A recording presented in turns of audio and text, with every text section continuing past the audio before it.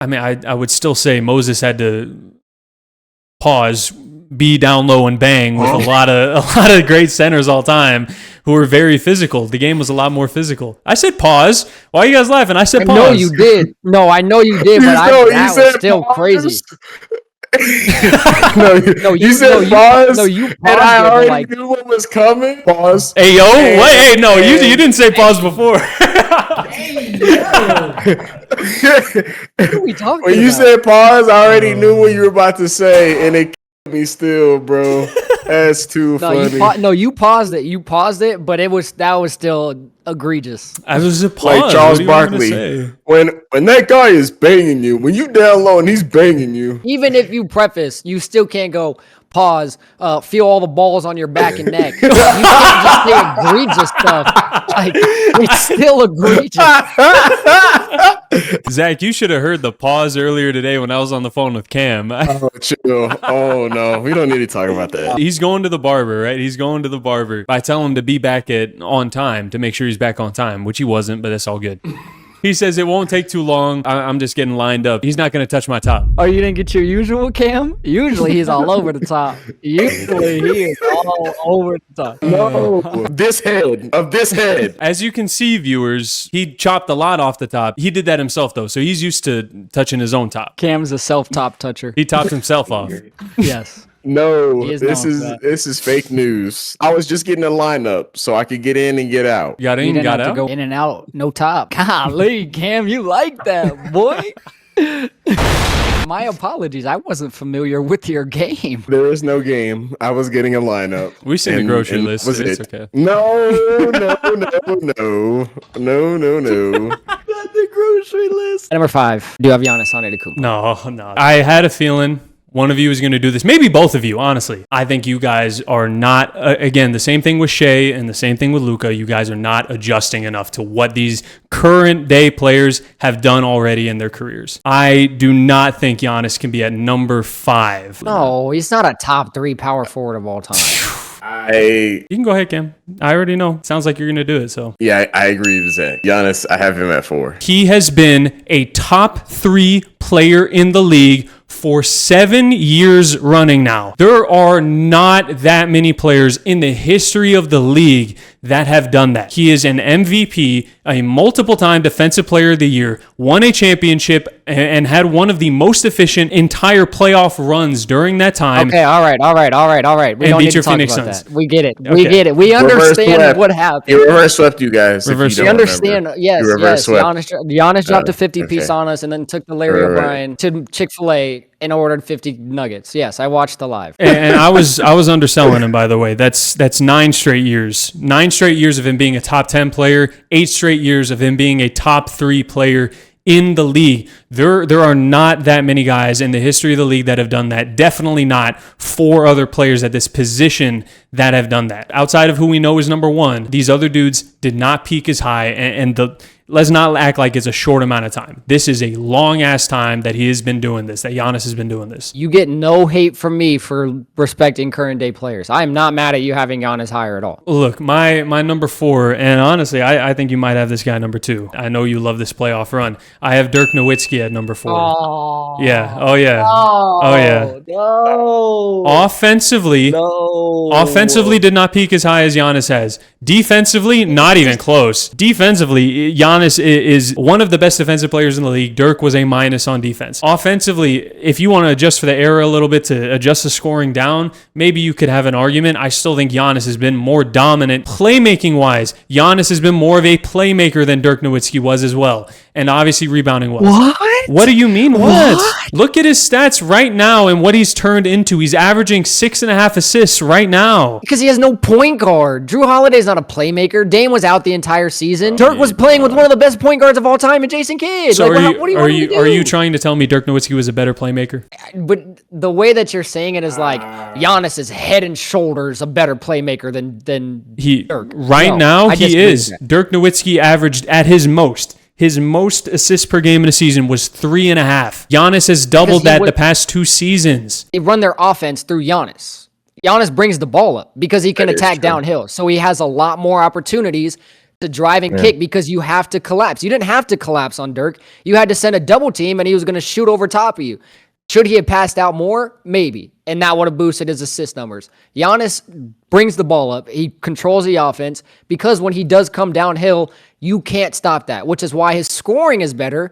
Like James Harden said, I'm not 7 feet. I don't just get to run and jump and dunk the ball. When you're Dirk, who's not as quick, not as agile, not as athletic as Giannis, you have to find ways to be creative, which he did. You're making my entire argument right now. He is bigger, faster, stronger, was a better playmaker because defenses had to collapse down because he was so dominant running down the paint that nobody could stop him. That is everything that I'm saying is making him a better offensive player at his peak because he has that ability to control the offense, bring the ball up, drive downhill because nobody can stop him because he's a complete dominant force, and if the defense collapses, he can kick it out. That's everything that I'm saying is making him a better offensive player. It sounds like you're penalizing him just because that's what he does versus a player that had to adjust. But you're not going to blame a guy like Shaq, whose game was entirely based on him being a dominant physical player versus a guy who had to be more skilled, who is a worse center all time overall. I'm not penalizing him. You're saying that he's a better That's playmaker. what you're trying to argue.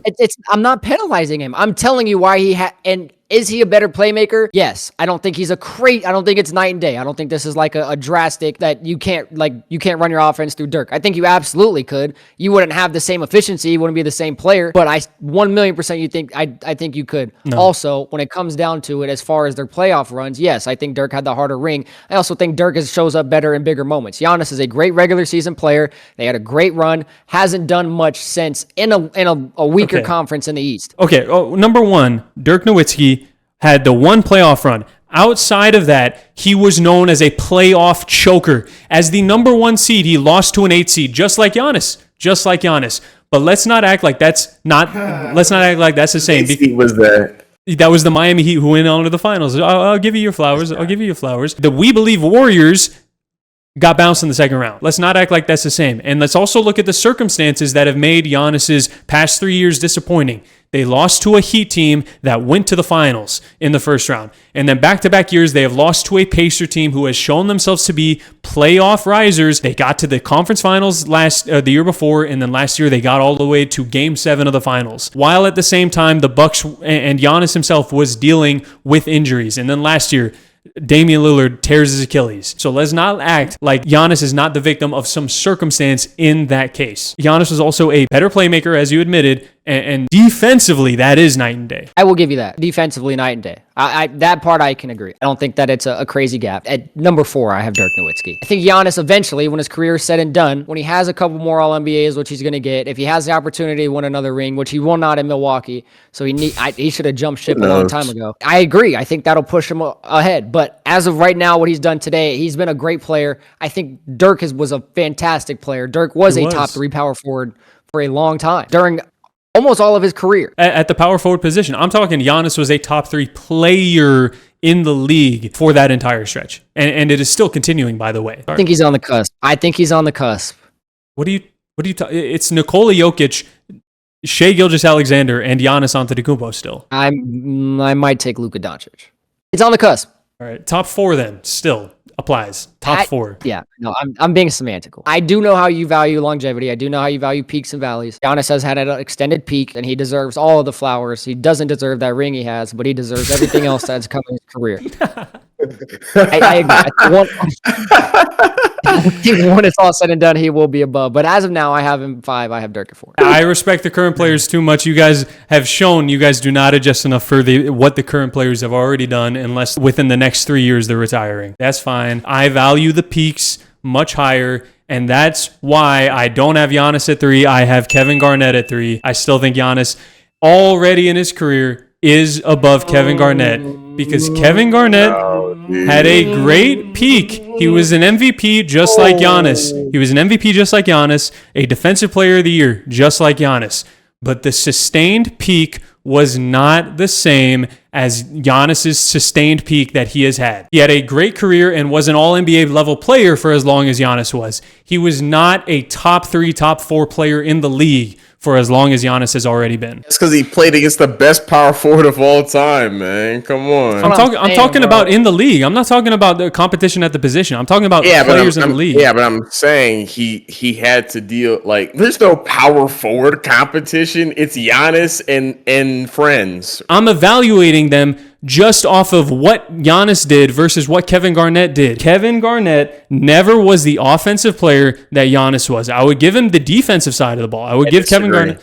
I disagree. I vehemently disagree. Disagree in what world? Because Kevin Garnett could do everything you're saying, and he had a jump shot as well. He was fantastic. The only difference is they never put a team around him until he was at his decline on the Celtics, where they had to gang up on Kobe and LeBron and people like that.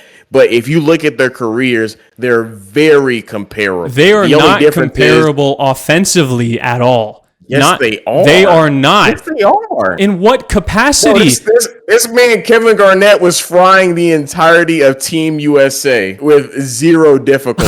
And you're telling me they were not the same players offensive? Team USA practices. Is that what we're evaluating players on now? Is Team USA practices? Yeah, congrats, man.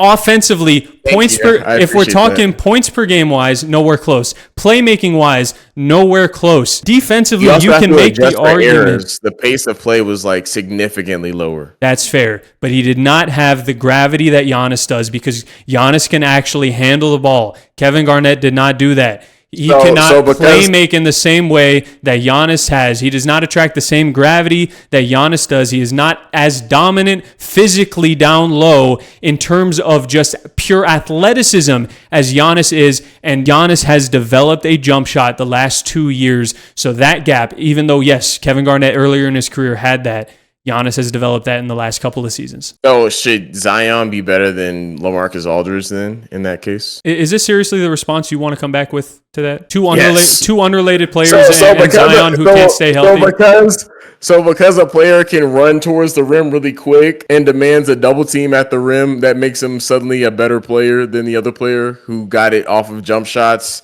and played just as good of defense, probably was just as good of a passer, and was a great leader. Kevin Garnett was not just as good of a passer. This guy was so fast, so he was better because he could pass out of a double team. If you want to look at the assist to turnover ratio, if you want to look at pure number of assists, if you want to look at the usage rate, all of that is going to be in favor of Giannis. So if you want to just argue off of your headcanon who was the better playmaker and it's arguably close, that's fine.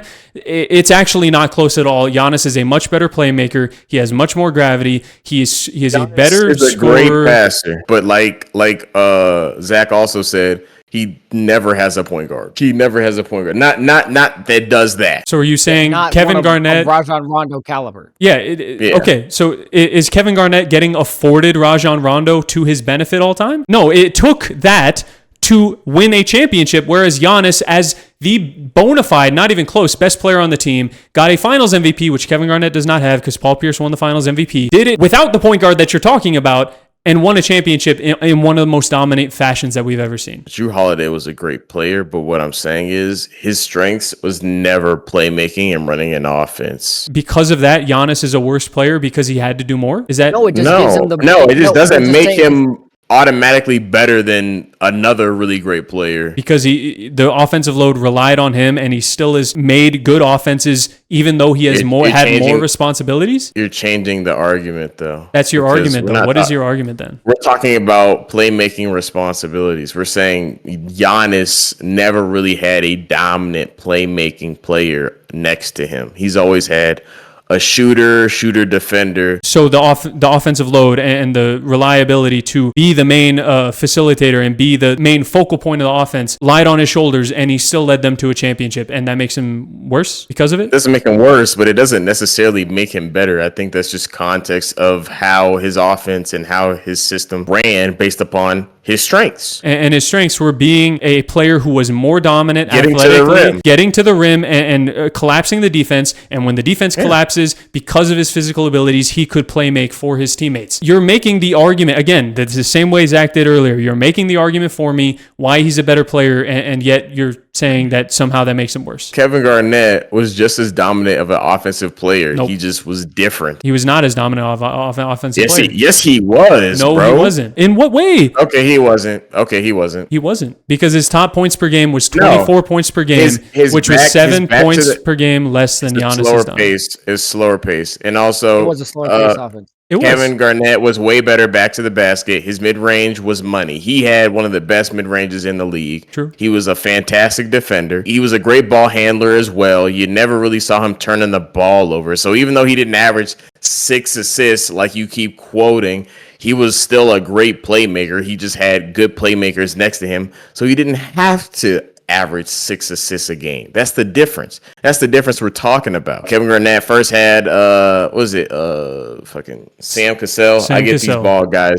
I get these light-skinned ball guys mixed up. And then he had Rajon Rondo, so he didn't average 6 assists a game. That's just kind of how the cookie crumbled. But that doesn't necessarily make Giannis automatically a better playmaker, as well as the fact that he was a heavy rim attacking player for most of his career. Any guy who can get to the rim really well and can make an outlet pass will average 5 assists a game. That's just kind of like how basketball works. Yeah, so why is that a bad thing if you're using your athleticism and physical gifts to your advantage? We're not penalizing him for. But that's his only argument against Giannis is that because he was able to do more physically than Kevin Garnett, that it's not fair, apparently. The way he played made it conducive to him to get more assists. But we're saying as a pure passer, vision, playmaker, he's not necessarily better just because he averaged a few more assists. We're not saying Giannis is a bad playmaker. That's not what we're saying. We're saying he was a good playmaker,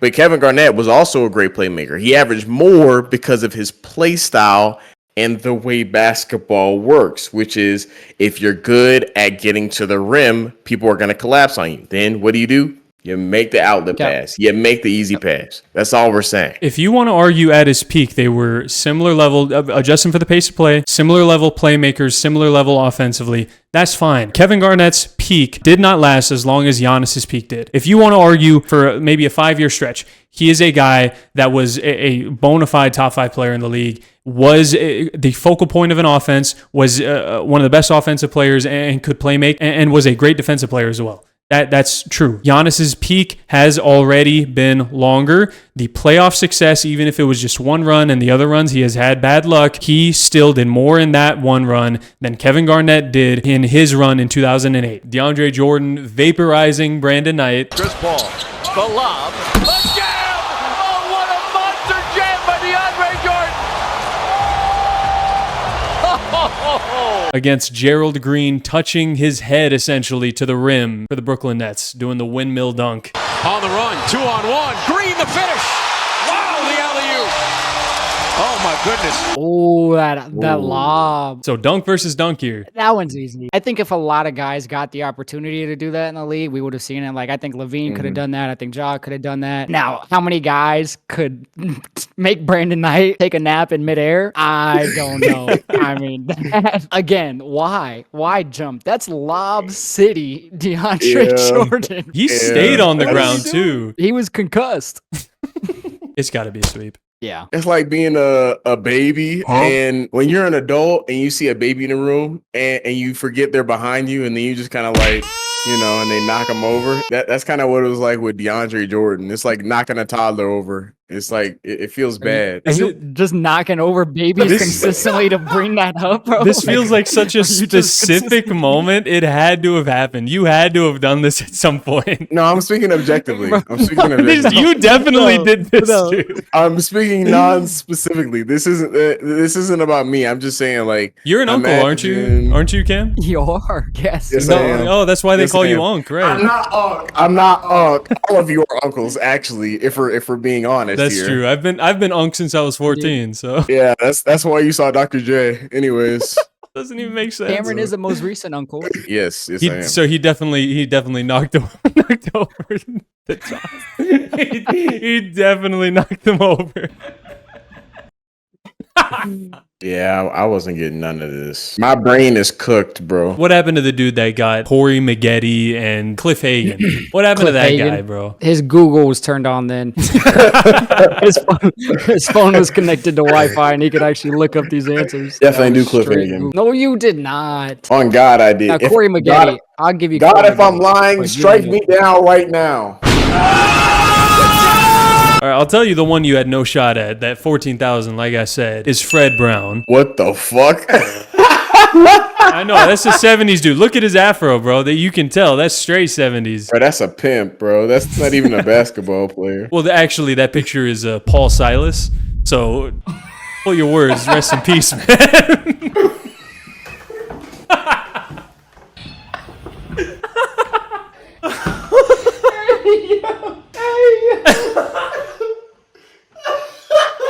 The odds that you said that and the player it is dead. I'm giving the Mavericks an A-, and I'm giving the Lakers a B+.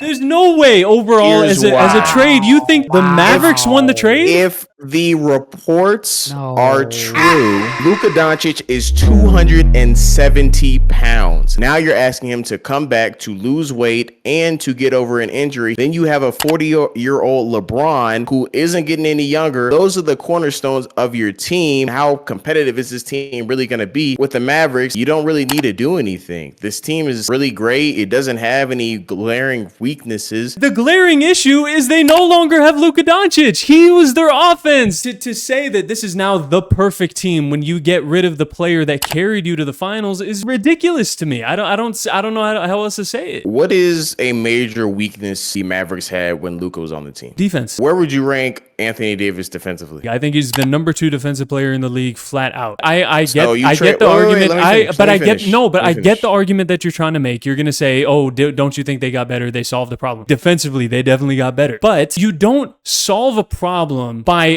creating another problem and taking a more important part of something out. What's the other problem? What's the other problem? Not having Luka's playmaking, not having Luka Doncic as a scoring option. That is like fixing a car that is leaking oil by ripping out the engine. It doesn't make sense. This may come as a surprise. I have the Slovenian Luka Doncic. As much as I, have gotten some criticism for the I'll let you finish. I'll let you finish. But holy. No, don't even let him finish. Zach, go ahead. Zach. He don't even want to look at you. If he's the number 2 player in the world, play it back. Reload the tape. I'm giving the Mavericks an A-, and I'm giving the Lakers a B+. Number 2 player in the world gets traded to the Lakers and they lose the trade? Hello? Number 2. Context matters, man. Context matters. The context is he's the number 2 player in the world according to you and is 25 years old. He might be 270 pounds. I don't know. Put that in your ranking then. Don't put him at number 2. I made this list before he was 3,000 pounds. You could have always know that he was 300 pounds when we had the debate of Ant versus Luka, and you were adamant. Context. That's context. What's the context? You said he's the number 2 player in basketball, and he's 25 years old. It was 25 and under players, the team with the most upside. You're saying you're taking Anthony Edwards for the future over Luka Doncic? Yes. No. Luka is who he is. And who he is a guy that can average a triple-double. I don't think he's done getting better. Yes, he is done getting better. We've seen the best of him. He's already peaked already. Wow. To me, that's still Anthony Edwards, bro. You're saying for the future, even though this is the number 2 player in basketball, that means in 3, 4, maybe 5 years, you're expecting Anthony Edwards to be the number 2 or number 1 player in basketball. In that ballpark, yeah. Oh, okay. So another for the record. Cameron thinks Anthony Edwards will be the number 1 or number 2 player in basketball. I hate to break it to you, Cameron. Wow. Anthony Edwards will never be the number one player in basketball. You're just mad because Devin Booker will never be as good as Anthony Edwards. I mean, I'm fine with that. I'm fine with how you feel about him. However, there are other names that are coming up on this list here very shortly that are younger than Anthony Edwards that will be the face of the franchise. But anyway, we're not talking about that. Luka number 2. Let's move on. We're spending too much time on this. That's a crazy take. It's a crazy take. You realize how crazy that is, right? How everything that we've talked about regarding Luka Doncic. Like I said, context matters. The context is you put him number 2, bro. You think he's the number 2 player? Number 3, I have Giannis Antetokounmpo. Again, I love goes when without Cam saying. does that, bro. He just says, "No, we're done. We're done with this conversation." Yeah, whenever his back's up against the wall, he's out of ammunition. We move on. Is this an aura list? I can't remember. What was the intro of this? Top players in 5 years. Top players in 5 years. That's right. Okay, then actually, Zach, we're not going to agree. As great of aura as he has, and as good of a player as he is, so and tough. I'm still a Laker fan, and I don't know if you guys have been watching. God. I don't know if you guys have been watching. Oh, God. But Luka Doncic, guess what? He's 26 years old. Y'all are acting like this is crazy. You think Big Bone Luka is going to be top 2 in 5 years? Cam, don't talk to me about bad Luka takes, okay? Have you seen how your take is aging right now? What do you... Luka's not going to be number 2, bro. He's Big Bone, bro. He ignored me saying it. 5 more years of prime Luka, bro? I don't know, man. Bro, 5 years from now, he's going to be 31. Cam, you're acting like this is crazy. And Zach, even if you have Shai above him, I don't mind it too much. All I'm saying is, you had him, what, number 4 on your top 20 players? In the league right now, yeah. In the league right now, you had him number 4 because we were the same. Yeah. But honestly, I only had him number 4 because he was hurt and because of the rumors of him being 270, which obviously he's not. So to me, I don't think number 2 is a bad place for him. And you know what? The purple and gold, it just does something to you. It just makes you a legend. So that's why he's number 2 on my list. Okay. Jackson Hayes, Lakers legend. All I'm saying is go look at a top 10 players list of all time. Tell me how many of those players play for the Lakers. That's all. Yeah, because they literally put them on the Lakers team. Put them. I mean, guys just want to play for us and we get lucky sometimes. All the Quite time. Literally. Cam, who's your number 2? Do you have one of ours or do you have somebody else? My number 2 is a guy who stands above the rest, man. He's just so tough. It's Anthony Edwards, Ant-Man. I'm not mad at it. I saw this coming. He told President Obama, stop playing with me. Y'all know I'm next up. Like, that's aura, bro. You speak to the president We're back to aura. This isn't an aura list. How are we back to aura now? In 5 years, he's going to be the best guard in the league. Nah, Luka's still there. His big bone self at 31 ain't going to be better than Anthony Edwards. You can't convince me of that. I mean, are you watching him play? Yes, but I'm also watching Anthony Edwards play. He's playing great. Not better than Luka. Yeah, but Luka, how is he going to get better, though? I mean, Anthony Edwards can get so much better. Bro, here we go with getting better. You had him number 2 on your list. We're done with your Luka takes where you had him number 2 on your list, and yet you want him to get better. We're ranking the top 20 current NBA players. This may come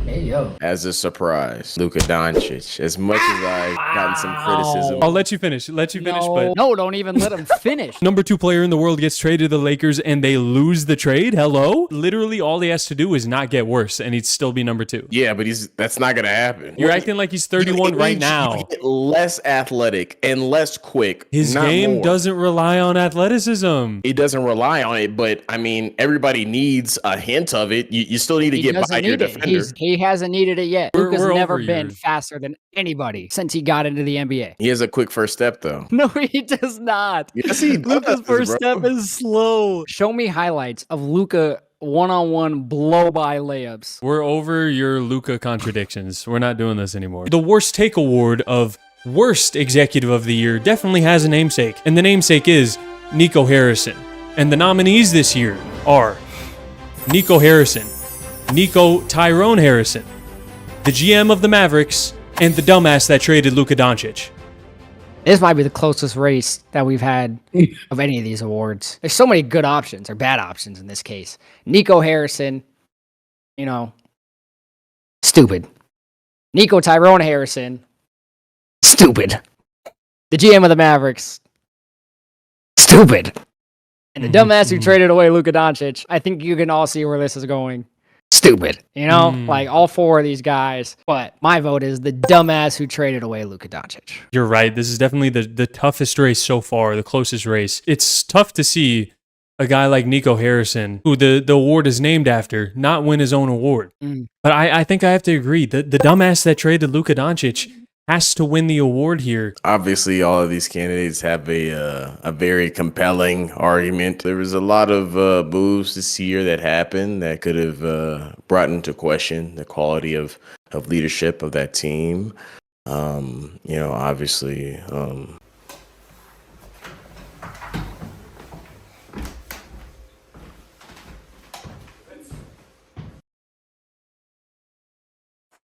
Hold on, folks. Okay. Okay, we've lost a host.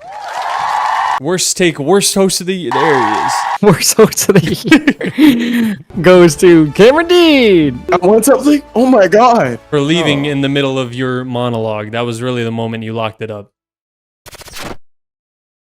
And for the worst takes of the year. Also that. Yes, also that. Well, I'm honored you guys thought of me to give me an award. Absolutely.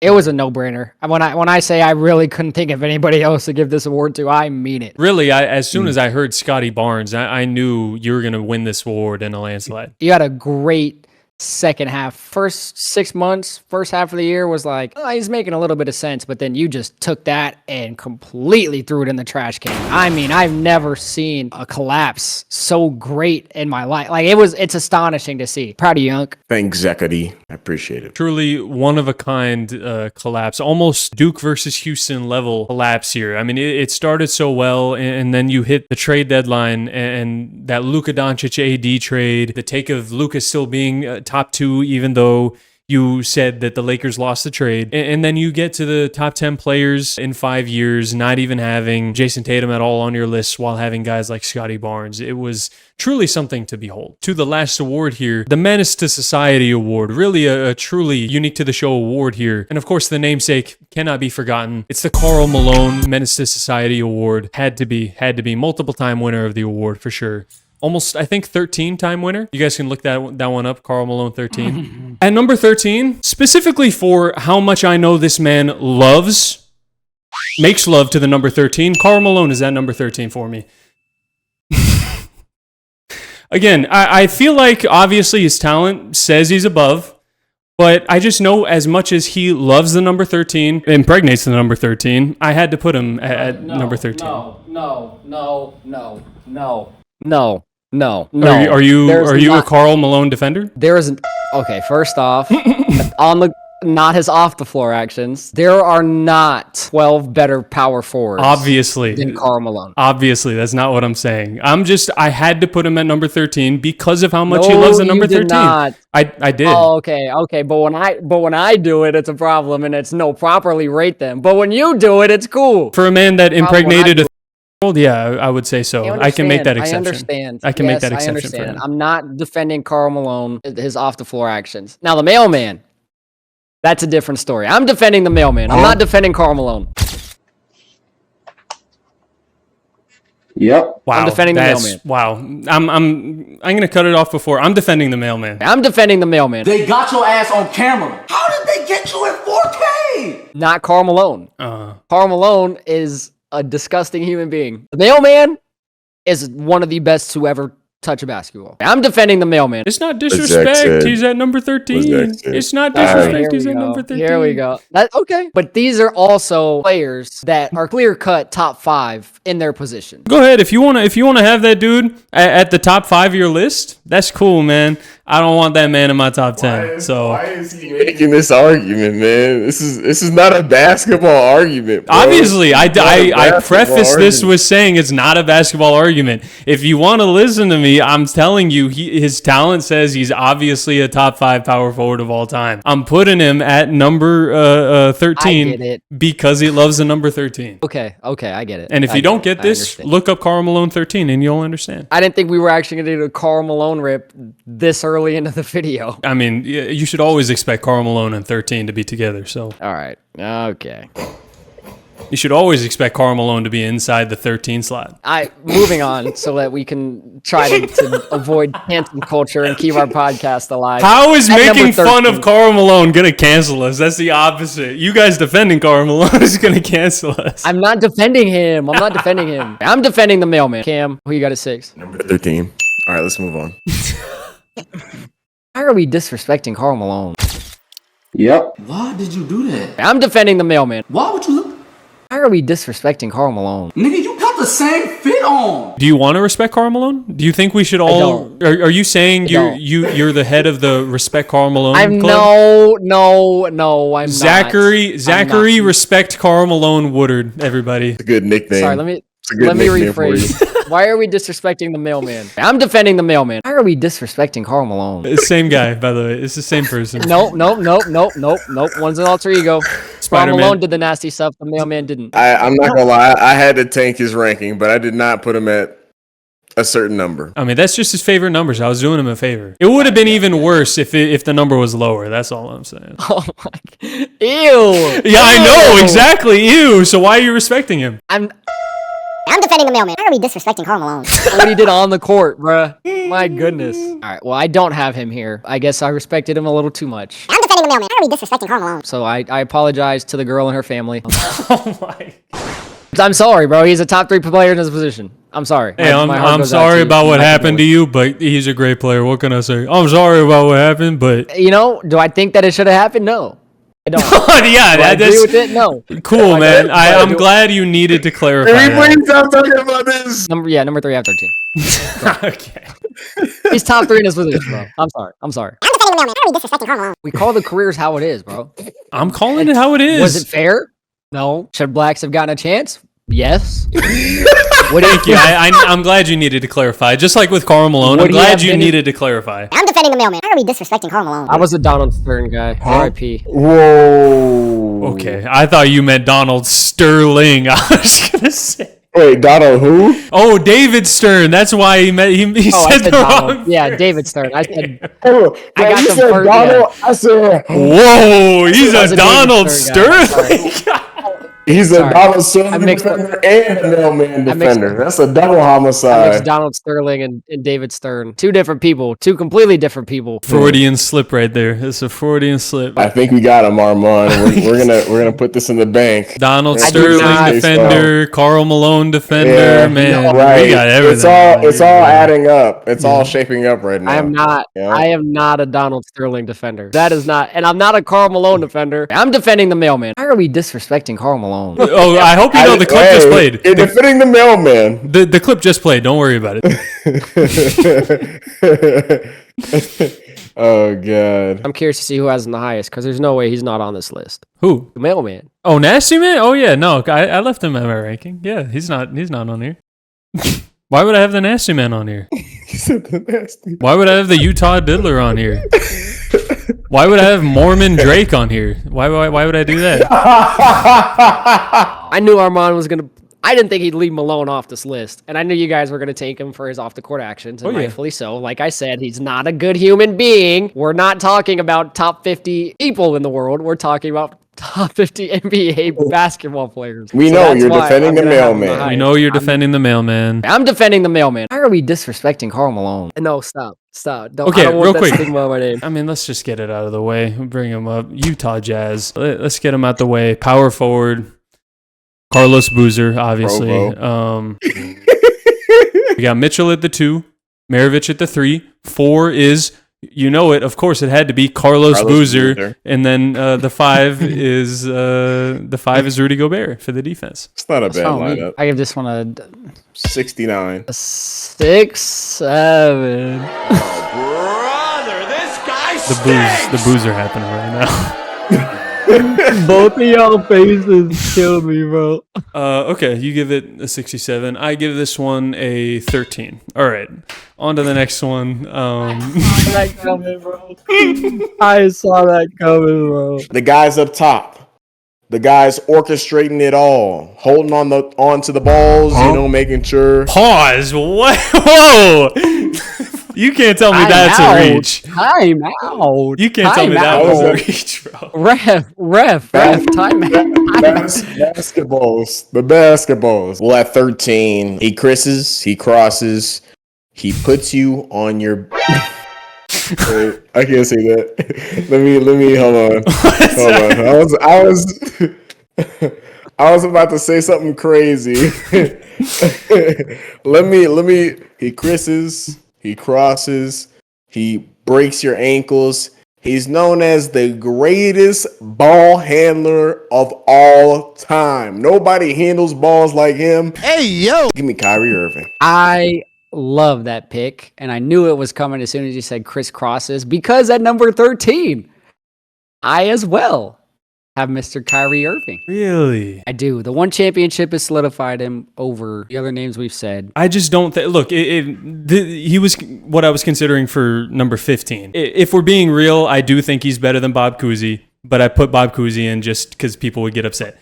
But to me, I don't think the one championship alongside LeBron, and that run was amazing, but Damian Lillard to me is clearly career-wise better than Kyrie Irving. No one championship has done more for one player than that one championship did for Kyrie Irving's legacy. Damian Lillard is purely a better player than Kyrie Irving ever was. I disagree.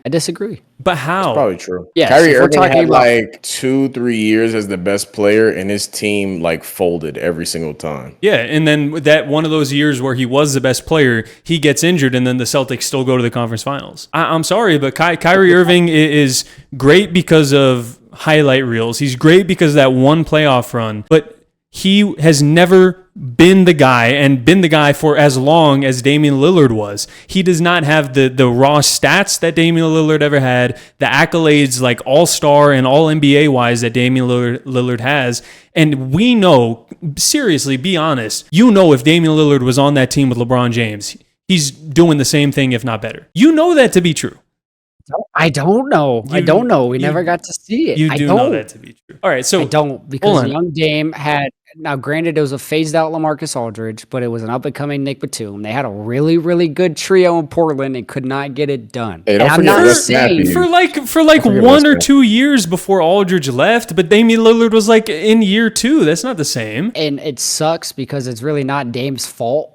But also at the same time, you got to tell it what it is, not what it could have been. The reality situation is Dame never got to the pinnacle. The reality of the situation is purely as a player, Damian Lillard is a better player. We don't give. I disagree. But we don't say Robert Horry is the best just because he got to the pinnacle and Damian Lillard didn't, right? We have to take everything into context, and context is Damian Lillard just was better. He was a number one player more often, was more successful as the number one player than Kyrie Irving. Well, also, I think if you put Kyrie Irving in Portland, Kyrie is a number one guy alongside CJ McCollum. Now, do they have the same success? We don't know. I disagree. I think Dame's a better scorer. Kyrie's a better facilitator. I think Kyrie's a better finisher.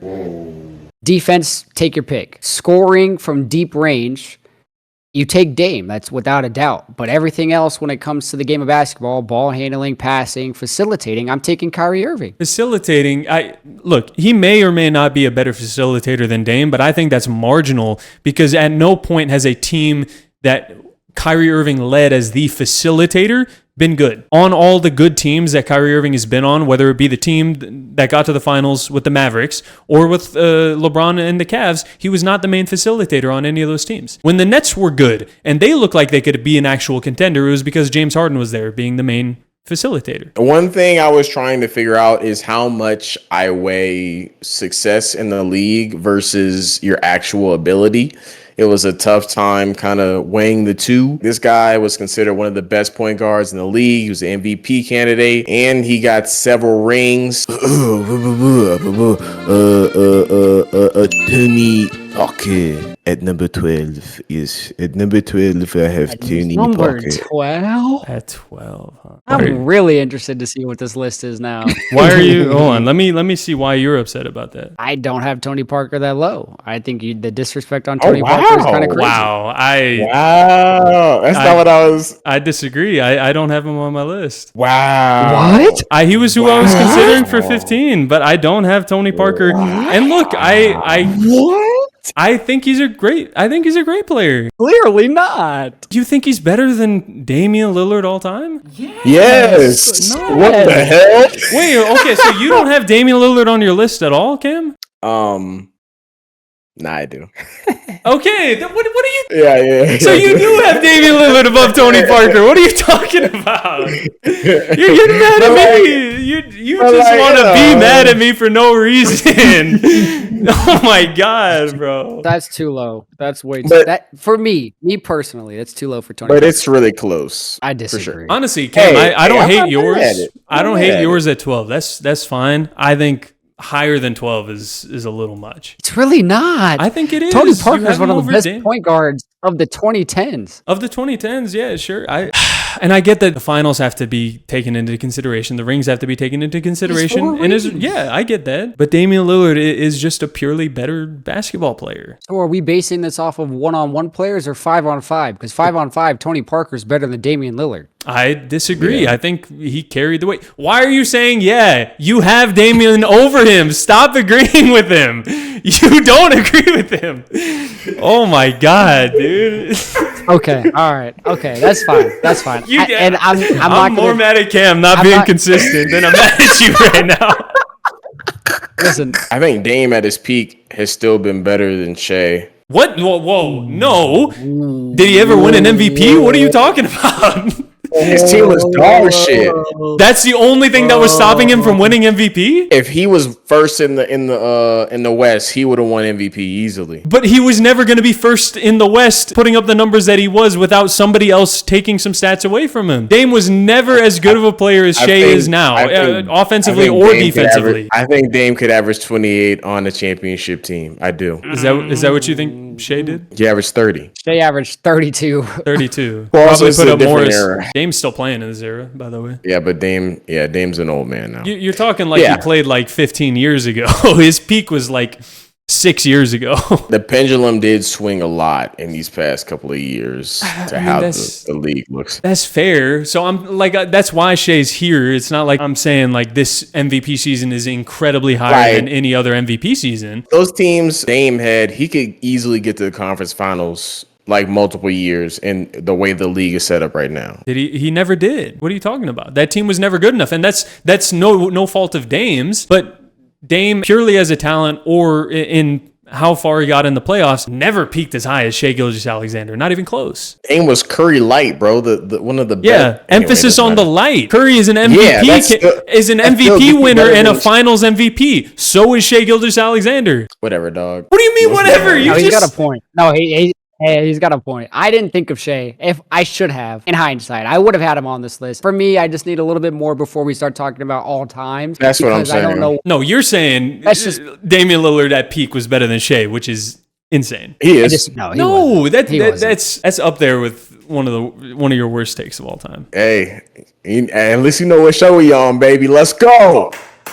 I can't let that slide. I know we want to get. I can't let that slide. I don't blame you. I don't blame you. Especially for the end parts of Magic's career. Kareem was basically dragged along for those rings, and he was still finishing on top. And if it wasn't for obviously the thing that cut his career short, Magic.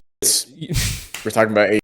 If you don't know, the YouTube video might get flagged. I don't want to say it. Oh, okay, my bad. Not it.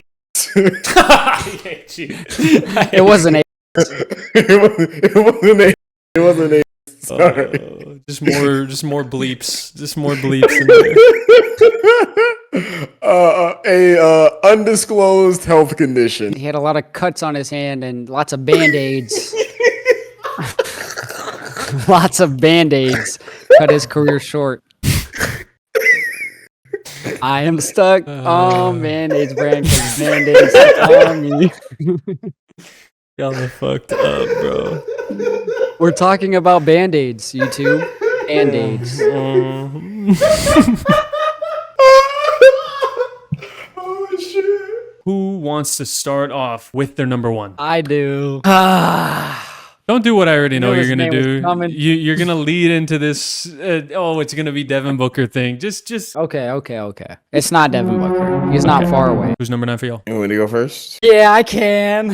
Oh, no. At number 9. No. At no. number There's no way. 9. There's no way. It's the worst ranking on this list, bro.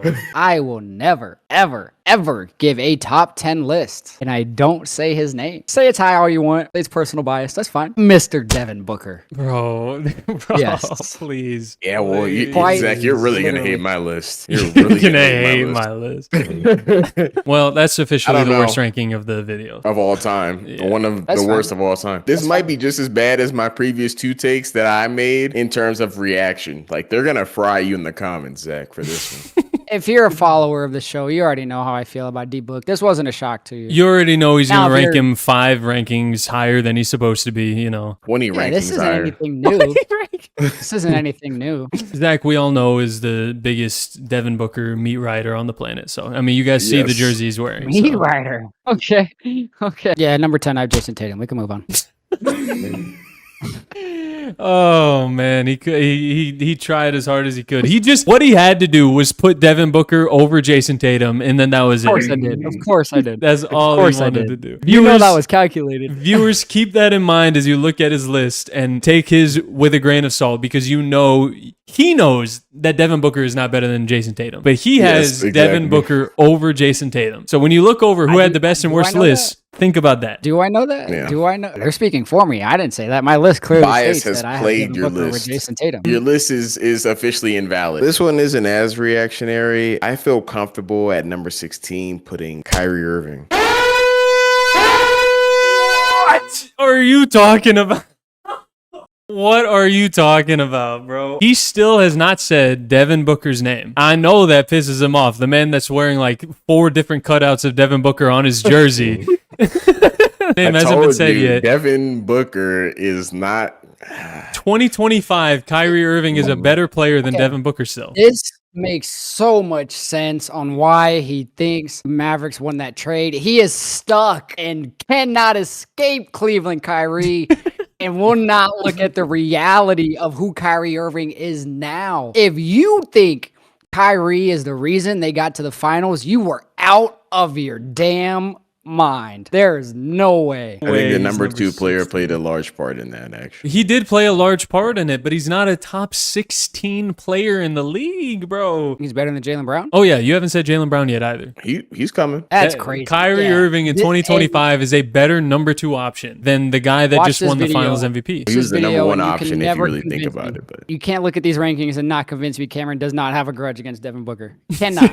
Cannot and will not. Cam, you said Jaylen Brown was actually the number 1 player. Tried to sneak that in. But you're saying Kyrie Irving is still better than the number 1 player, according to you, number 1 player on a championship team? yeah, Kyrie isn't on a super stack team. He just made the finals. He wasn't. Oh, but now he is, now that they got rid of now Luka it is. Now Doncic. it's- oh. Luka Doncic is gone. Now they're super stacked. Okay, sure. Gone, now you're stacked. Okay, yeah, for sure. This makes so much sense. I'm only joking. I don't know. Yeah, I still think he's 16. Now, Zach, obviously, he has the jersey on. He better not be on the list. But you better can, not be. if he is, he better be here at number 15. So why don't you go ahead and start with your number 15, Zach? He's not here at 15. I'm sorry, gentlemen. Is that because he's not on the list? Is that why? Of course he's on the list. What are we talking about? Bro, listen. Of course he can. I can't do this. And the good part about this, though, is it'll be Zach getting cooked in the next videos. The reason why I have this guy at 15, I would put him higher. Really, I really would because of what he did. But if he himself even said, they asked him, would you be able to do what you did if you were playing in today's game? And he said no. But he did lots of great things, and this is no disrespect to him. I'm taking his word at face value. So number 15, this might be controversial off rip, but I am going George Gervin. What the fuck are you talking about? That's how we're starting the list? Yes. Wow. You have to adjust for the era, please. No, George Gervin himself said, I couldn't play in today's league. How many points would you average in today's game? None. Why not? Because I couldn't play it. What do you mean? These guys are so much better than them guys. That doesn't That's because matter. he wasn't built up in today's league, bro. What type of logic is that? That's probably true, but most of the guys, if you just plop them down, teleported them from the 70s to now, yeah, they'd be ran off the court. Okay, Bill Russell would be ran off the court, but you have to adjust for the era that they played. And plus, these men were playing in Converse with freaking my brain just shut off. Listen. Cardboard with cardboard at the bottom. These dudes didn't have foot support. These dudes didn't have trainers. These dudes didn't have any of the facilities or resources that any of these players have. You don't have to agree with it. I have George Gervin at 15. Absurd. You're crazy. Because you still You're had wild. Jerry West top 6 on your point guard list. You think if you plopped Jerry West from back then to today, you think he's a better player than Russell Westbrook because you had him above Russell Westbrook. If Jerry West came out and said I couldn't play in today's league, absolutely I would. But he didn't. George Gervin did. Just because George Gervin said that, it drops him like 8 spots under where he should be. Oh my God. He said it, man. I think that's more humility. You don't have to like it. That's who I got. I don't like it. I think it's horrendous. You don't have to. I think it's You don't have egregious. to. And that brings me to my 13. I wasn't going to put him top 10. I wasn't going to put him top 5. You look back, and Cameron, If I want you if to you say that- Devin Booker, I'm gonna blow up. Go ahead and light the fuse, buddy. At 13, I have Devin Booker. Oh, bro. There's no... No. I'm not putting a dude in my top 15 shooting guards of all time that with KD on his team can't get in the playoffs. I can't do it. That's horrendous. Right. Still averaged 26 last year. Cool, man. He was the best shooting guard in the... Awesome. Where's the playoff from? This is going to be really controversial. Oh. This is going to be really controversial. I want to preface me saying this with saying on this list, as I did with the point guard list to some degree, I'm really accounting for these players' careers and were they able to win? Were they able, things like that. So I'm just gonna give it to you. No. A lot of people. Pause. A lot of people what? are not. No, don't give it to me. No. I'm just gonna give it to you. A lot of people aren't gonna like it, but at 13, y'all ready? Oh, God. Go ahead. I already know it. Oh, God. What do you know? I know it's He's got Tracy McGrady. at 13. It is Tracy McGrady. So crazy. Right, Dog, come on. There are not 12 better players of all time, shooting guards of all time above Tracy McGrady, man. Thank God Cameron actually showed up. Thank God. The real Cameron is here. The bad taste. The real Cameron is here. Arman, whenever you have disdain with my list, we can have a conversation. No, the Gervin one's still the worst of the list so far. It's not. It George is. Gervin's It is. No. But Tracy But McGrady. okay. Tracy McGrady to me though is just like in the same way Dame is low. I feel like Tracy McGrady should be low. What you guys are gonna say is, oh, he's a more talented player than a lot of these players, and I don't doubt that.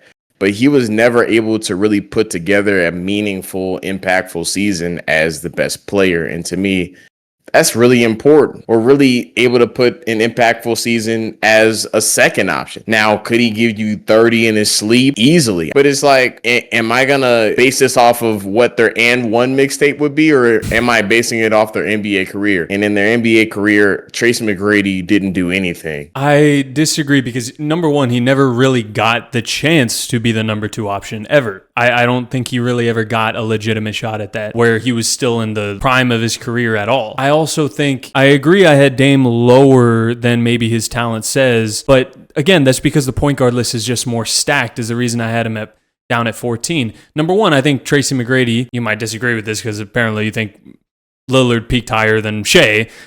Tracy McGrady peaked higher than Damian Lillard as well. Tracy, in the same way as Dame, didn't really get a chance for a legitimate team. He's more talented than Dame, and the shooting guard position is weaker, so there are not 12 better shooting guards of all time than Tracy McGrady. No. You guys may think my 13 is a little low. That can be debated, and maybe I do have him a little low, but I think this is a fair spot for him. But I do think clearly Tracy McGrady is a better player than Klay Thompson, who I have here at number 13. What's the problem? What's the problem? 1-on-1, yes. Tracy McGrady, but 5-on-5, no. What, you're saying No. Klay Thompson is... both of you have Klay Thompson over Tracy McGrady. I can't believe this. Yes! Tracy McGrady's peak when he was the NBA scoring leader is better than Klay Thompson's peak. Yes. Longevity of his career, they averaged the same amount, and Klay has 4 rings. Did Tracy McGrady have Stephen Curry on his team? Is that Klay Thompson's fault? No, I'm not blaming Klay Thompson for that. I'm not. He played his role perfectly in that system. That's fine. That's too low. He played his role perfectly, but he was enabled by because he was a great shooter, he was enabled by the fact that he got to play next to the greatest shooter of all time. You don't understand how big of an advantage that is for your career to be able to play next to the greatest shooter of all time when you're also an incredible shooter. Because that incredible of a shooter, Klay Thompson, should have been hounded constantly. And there's been times where he was. But the defense couldn't fully commit to him because they also had to worry about Steph Curry constantly throughout his career. I also think Klay Thompson would have been higher on my list.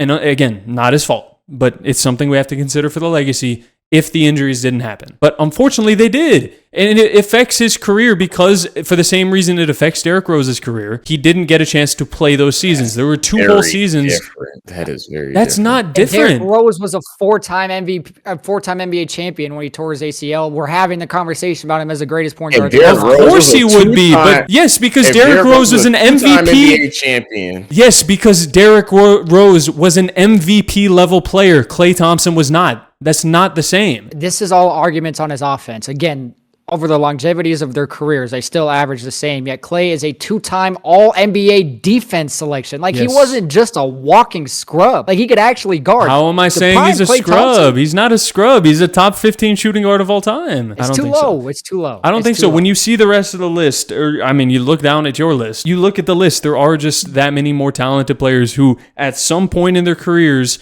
either prove that they were a number one option or were more impactful for a longer time. Again, not Klay's fault, but it's something we have to consider when we're talking about all-time legacy. It's not his fault that he got injured, but he got injured. What do you want me to do? Klay Thompson's a first ballot Hall of Famer. Literally, so are the other 12 above him on this list. What does that mean?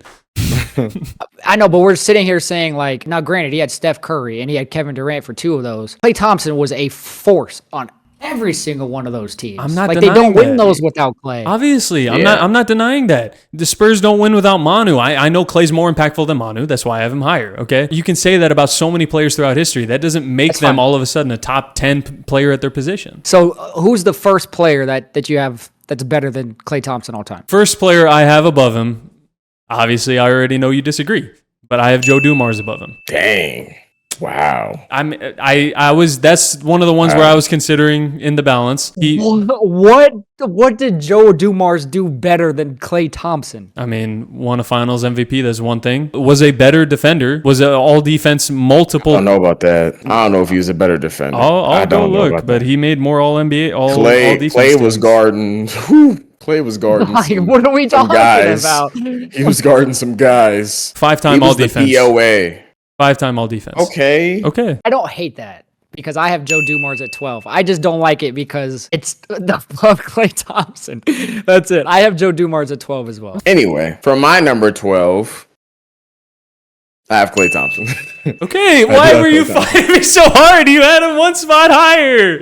Oh, Cam just loves to argue. He just loves to argue, bro. It's less about just where he is on the list and more who you have above him. I might just have Klay Thompson too high. I don't think that's a crazy take at all. I think Reggie was great. He was a great shooter. But again, that was the extent of his game. Mainly, Klay Thompson did it better. Ray Allen that's not true. I'm not giving you that. Klay Thompson is not better than Reggie Miller. We're not saying that. No. Not even close. Not even close. Not even close. The Klay Thompson disrespect is crazy. It's not realism. It's realism, bro. It really is. It's not. It's really not. You have this memory of just this 4-era period where it's Cavs, Warriors, and that's like the thing that dominates your head in these discussions. That's why like so many of these guys like on the last list are just higher than they should be. Following suit of Reggie Miller, also following suit of my point guard list. If you were great in another era, Yep. Arman's not going to like this one at all. No. Arman's not going to like this. If you say his name, you better not. Wait. You better not.